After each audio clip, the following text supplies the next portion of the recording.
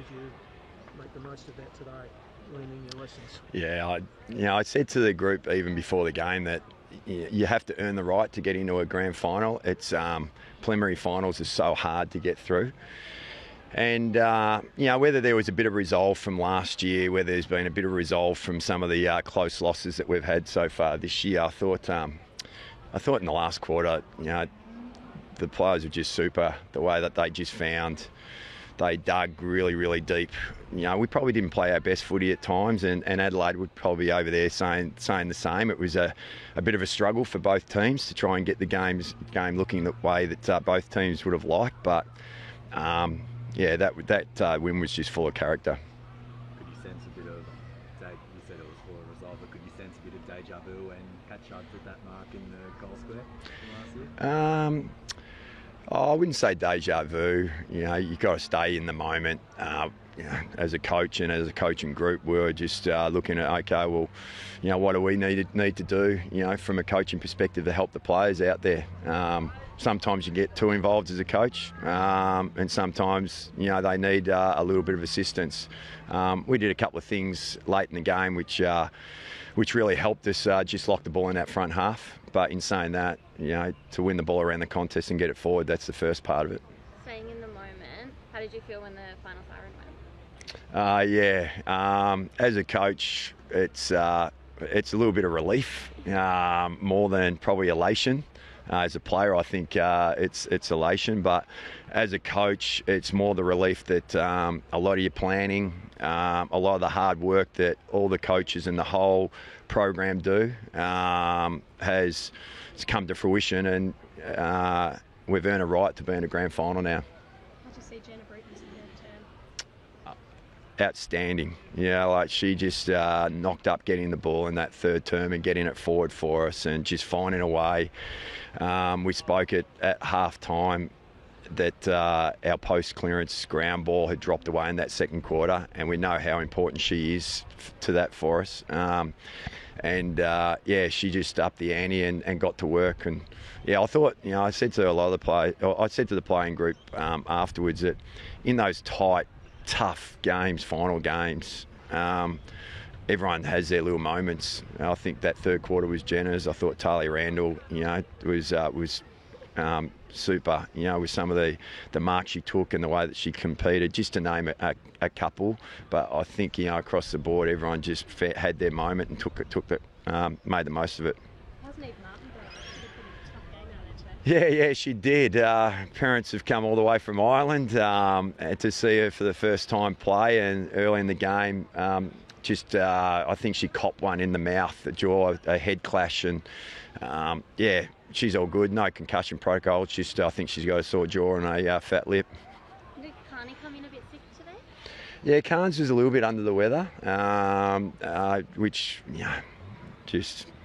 I can't speak highly enough of Emma Carney and the way that she can find a way. Yeah, she'd been a little bit sick, late in the week. Probably wasn't. Definitely wasn't feeling 100% today, but again, she's so important to us, cross half back, the way she sets up, the way she mops up, and for her to be able to find a way to get out there and help her team win, is all credit to Carnes. And we're so proud of the way that she goes about her footy. Emma King's final 2 minutes, how special is it to have a ruck that can lay those big tackles in the forward line, just basically playing one out there at the end and was able to block the ball in? Yeah, really important. We put a high value on, obviously everyone across the board, but our talls and their ability to just compete. They don't necessarily have to mark the footy, but they need to be able to compete and bring it to the ground and then follow up. And I thought all our talls did a really good job. Adelaide are a really good intercepting team, and they in the sort of second quarter and parts of the third quarter, they started to intercept the ball, but we got to work again late in the game and started to bring the ball to ground. You've turned the final series on its head. You've beaten the three-time premiers in Bracken. How well prepared do you reckon you are for your first grand final? I think we're in pretty good shape. It's been a build. you can say that, a few weeks ago that we couldn't beat the big three, and now we've knocked over two of them and we've got one to go in the grand final. So, so that's, I think we're in good shape. We've got a healthy list. As I said, we probably didn't play our best today, but we still found a way to win. A really gritty win, full of character, and I think in finals football that prepares you really well for the big dance. Does that offset the experience that they have? They've won a premiership, they've been in a couple. Do you think there's anything there at all, given how well you've done in tight spots? I think we've played enough tight games now, whether it's in the home and away, or now in a few finals games, to now have the experience and have a far better understanding of what a finals game looks like and what it feels like to be involved in it, and be able to play that type of finals brand of football.